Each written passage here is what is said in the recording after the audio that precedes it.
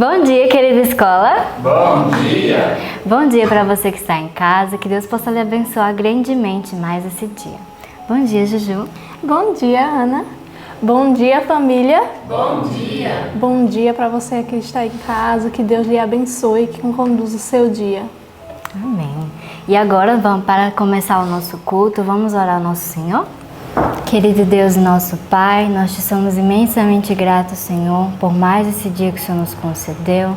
Muito obrigado, ó Pai, pelos nossos amigos que estão em casa também, Senhor. Muito obrigado porque o Senhor chamou para participar desse momento tão especial, Senhor, do nosso dia, para louvarmos e engrandecermos o Teu nome, ó Pai. Querendo nos dirigir nesse momento, ó Pai, que tudo que nós venhamos aprender aqui e fazer aqui seja para a honra e glória do Teu nome. Em nome de Jesus nós te pedimos. Amém. Amém. Amém. E agora chegou um momento muito especial, que todo mundo aqui ama, né? Que é o nosso versinho, nós vamos recitá-lo, que está lá em Hebreus 10, do 35 ao 39, que fala sobre constância, né? Que nós devemos ter, principalmente nós cristãos, na nossa vida espiritual, né? Vamos lá no 3, escola? Vamos lá, Juju? Vamos. 1, 2, 3. Hebreus 10, do 35 ao 39. Não rejeiteis, pois, a vossa confiança, que tem grande e avultado galardão, porque necessitais de paciência, para que depois de haverdes feito a vontade de Deus, possais alcançar a promessa. Porque ainda um pouquinho de tempo, e o que há de vir virá, e não tardará. Mas o justo viverá pela fé. E se ele recuar, a minha alma não tem prazer nele. Nós, porém, não somos aqueles que se retiram para a perdição, mas aqueles que creem para a conservação da alma. Hebreus 10, do 35 ao 39. Hebreus 10, do 35 ao 39. Não rejeiteis, pois, a vossa confiança, que tem grande e avultado galardão, porque necessitais de paciência, para que depois de haverdes feito a vontade de Deus, possais alcançar a promessa. Porque ainda um pouquinho de tempo, e o que há de vir virá, e não tardará, mas o justo viverá pela fé. E se ele recuar, a minha alma não tem prazer nele. Nós, porém, não somos daqueles que se retiram para a perdição, mas daqueles que creem para a conservação da alma. Hebreus 10, do 35 ao 39. Hebreus 10, do 35 ao 39. Não rejeiteis, pois, a vossa confiança, que tem grande e avultado galardão, porque necessitais de paciência, para que depois de haverdes feito a vontade de Deus, possais alcançar a promessa. Porque ainda um pouquinho de tempo, e o que há de vir virá, e não tardará, mas o justo viverá pela fé. E se ele recuar, a minha alma não tem prazer nele. Nós, porém, não somos daqueles que se retiram para a perdição, mas daqueles que creem para a conservação da alma. Hebreus 10, do 35 ao 39. Amém. Amém. E agora, nesse momento, Fiquem com o estudo, que Deus enche o seu coração e sua casa com o estudo de hoje. e até a próxima. Bom dia para você que está aí do outro lado. Que alegria poder te encontrar mais uma vez.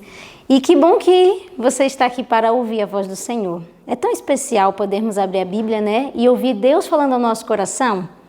É muito especial. E eu sei que você gosta disso tanto quanto eu.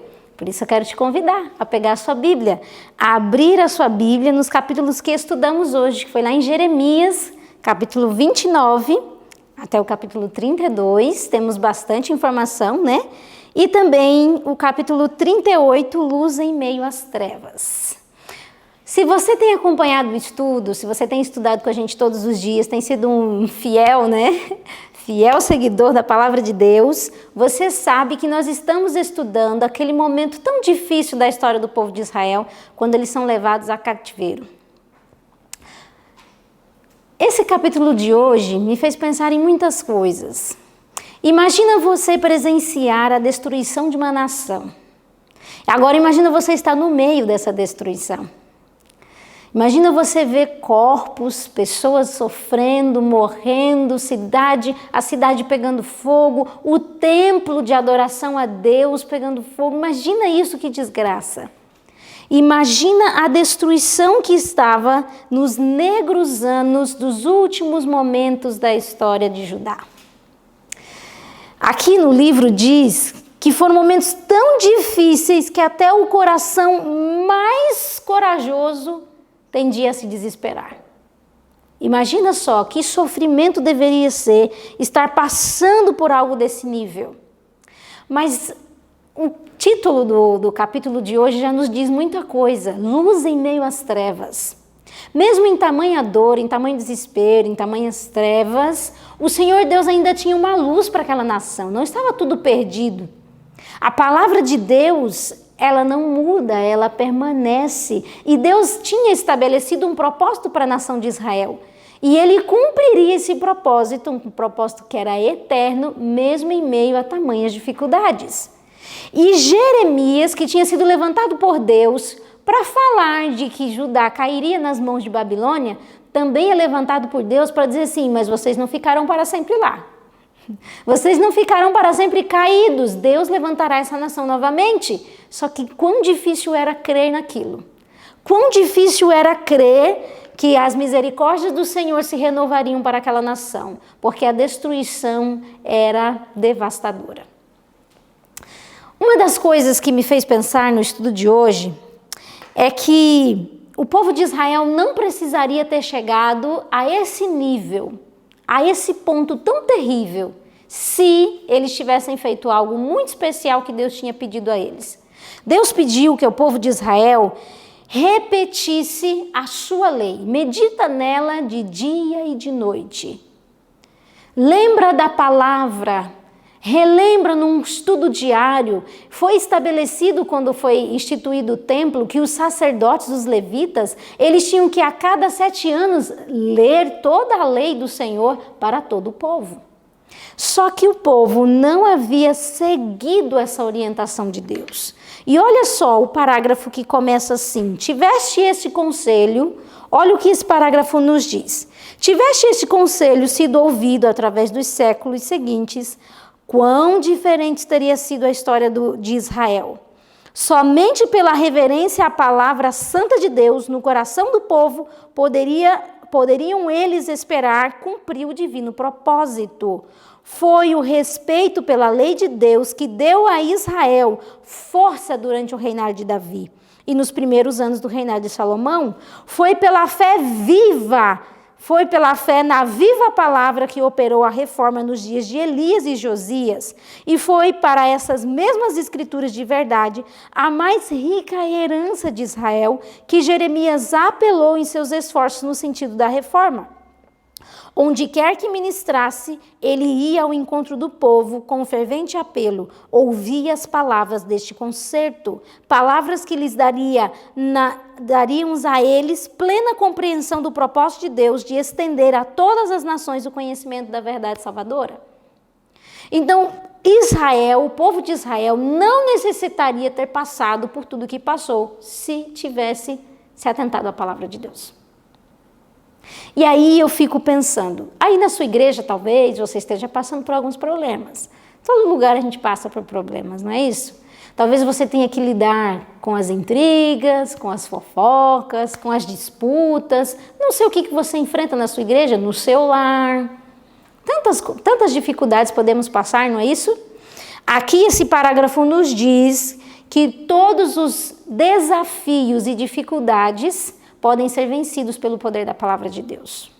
Se você vê que na sua igreja falta aquele zelo, aquela ação do Espírito de Deus, estude a Bíblia. Coloca o povo para fazer o ano bíblico, estuda com eles, você vai ver um reavivamento acontecer. O povo de Israel entrou numa apatia espiritual e numa decadência porque deixaram a palavra de Deus. E toda vez que nós deixamos de estudar a Bíblia, é isso que vai acontecer mesmo, trevas. Lembra da Idade Média? Puras trevas. Então, qual é a solução que nós temos em nossas mãos quando vierem as dificuldades? Estudar a Bíblia. Nós temos que nos voltar à lei do Senhor. É isso que Jeremias queria ressaltar no coração das pessoas. Agora, mesmo que eles estivessem passando por aquele sofrimento, por aquelas dificuldades, Deus não tinha perdido o controle da história. Deus estava controlando a história do povo de Israel. E esses caminhos desconhecidos de sofrimento levariam o povo de Israel, se eles pacientemente passassem por isso, a cumprir o propósito de Deus.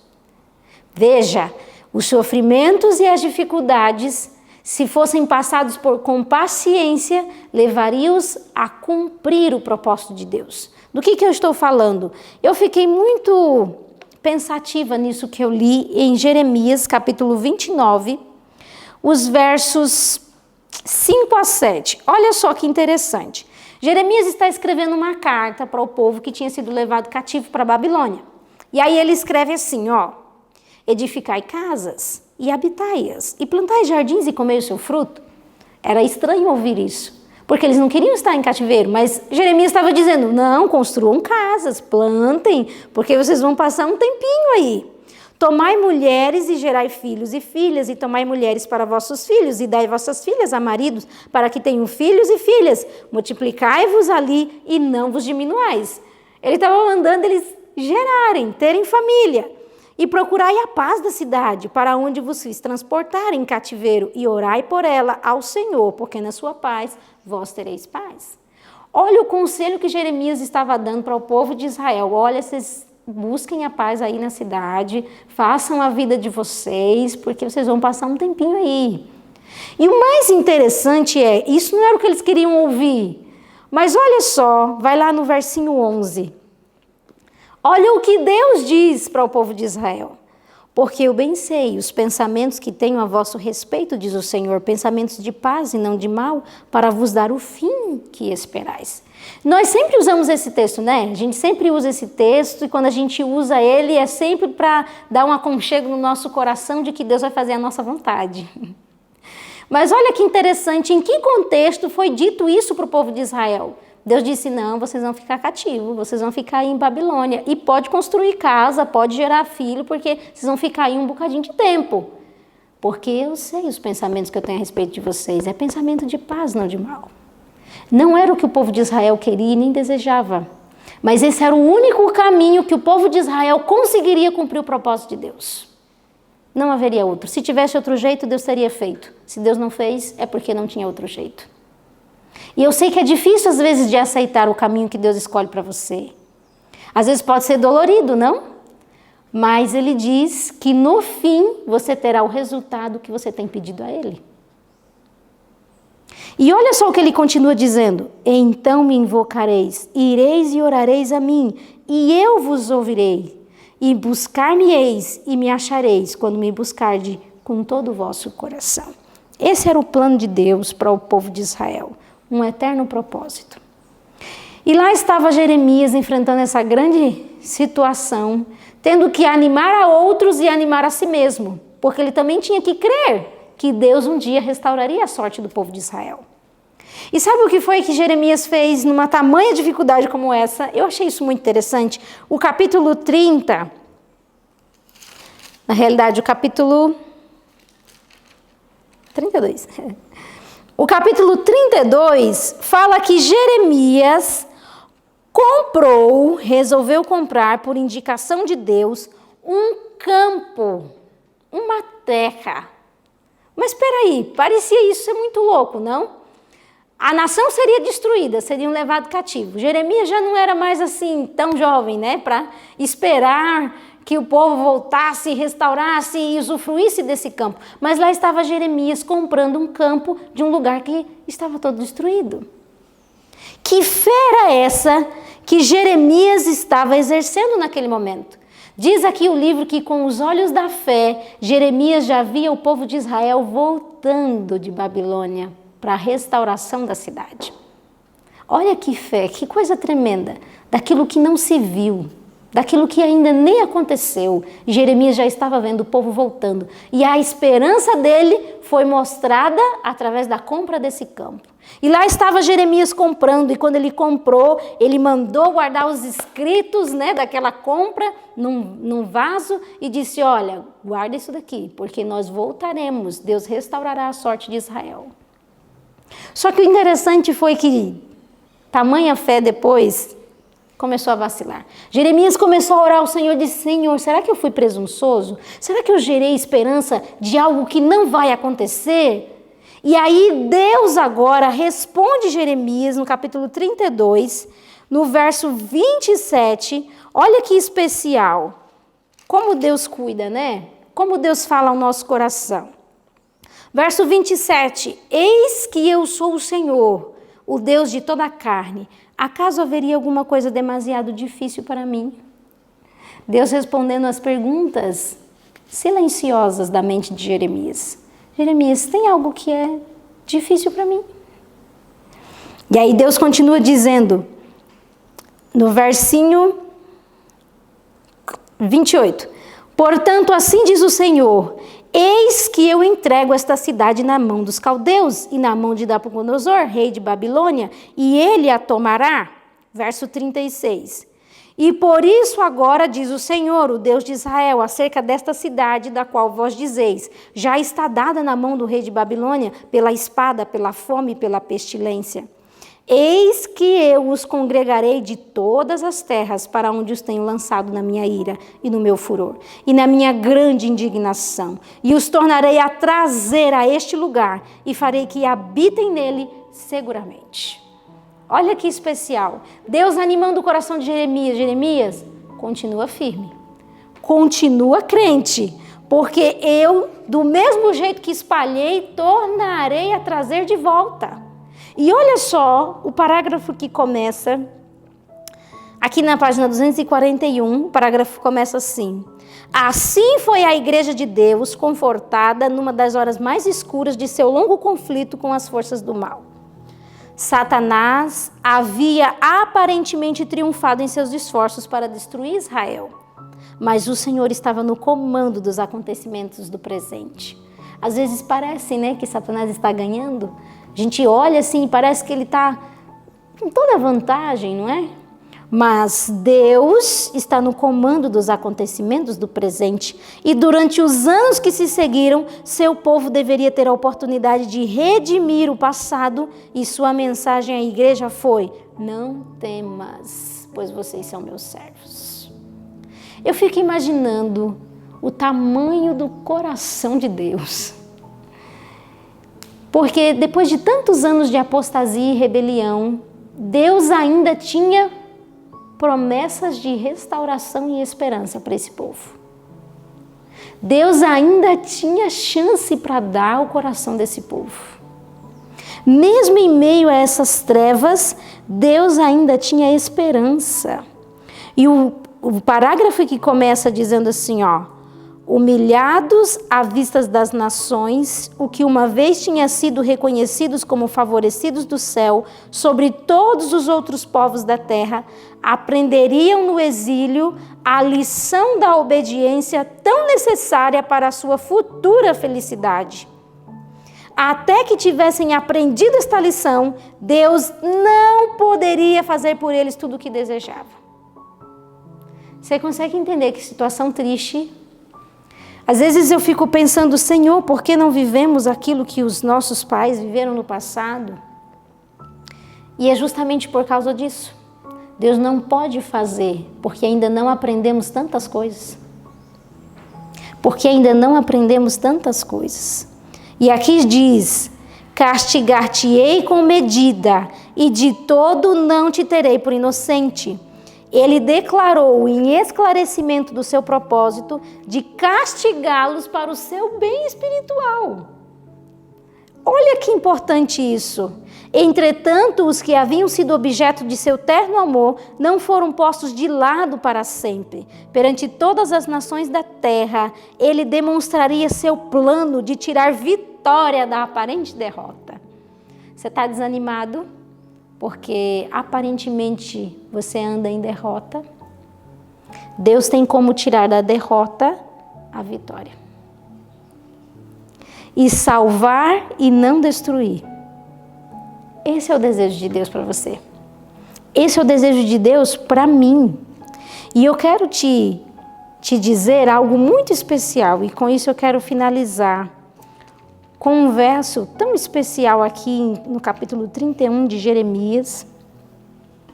Capítulo 31, nós vamos ler 2 versinhos. O versinho 31 e o versinho 33. Olha o desejo de Deus para você. Eis que dias vêm, diz o Senhor, em que farei uma aliança nova com a casa de Israel e com a casa de Judá. Mas esta é a aliança que farei com a casa de Israel depois daqueles dias, diz o Senhor. Porei a minha lei no seu interior e a escreverei no seu coração, e eu serei o seu Deus e eles serão o meu povo. Se você está com o seu coração abatido, desanimado, se você está enfrentando trevas e dificuldades, Deus quer fazer uma aliança com você. E na aliança dele, ele quer te dar um novo coração. Olha que especial. Deus quer colocar a lei dele no seu interior e chamar você de meu povo. Pensa que especial. Deus não nos abandona no meio das trevas. Deus não nos deixa no canto, porque mesmo em meio à escuridão, ainda há esperança. Que você tenha isso no teu coração, que Deus cumpre o eterno propósito dele. Quero convidar você a orar. Vamos nos ajoelhar diante do Senhor? Querido Deus e nosso Pai, queremos agradecer porque as suas misericórdias se renovam, porque o Senhor é tão bom para conosco. E mesmo em meio às trevas, e mesmo em meio a tantas dificuldades, o Senhor ainda tem esperança para nos dar. Queremos, Pai amado, pedir que a Tua bênção esteja sobre cada pessoa que está ouvindo nesse momento, que a Tua palavra, Senhor, tenha poder de alcançá-las e transformar a vida de cada um dos nossos irmãos. Transforma também a nossa vida, Senhor, e que essa aliança se cumpra na nossa história. Que o Senhor escreva a Tua lei no nosso interior e nos faça novas criaturas, para a glória do Teu nome. Em nome de Jesus, amém. Muito bom ter você, e que o Senhor Deus te encha de esperança. Até amanhã.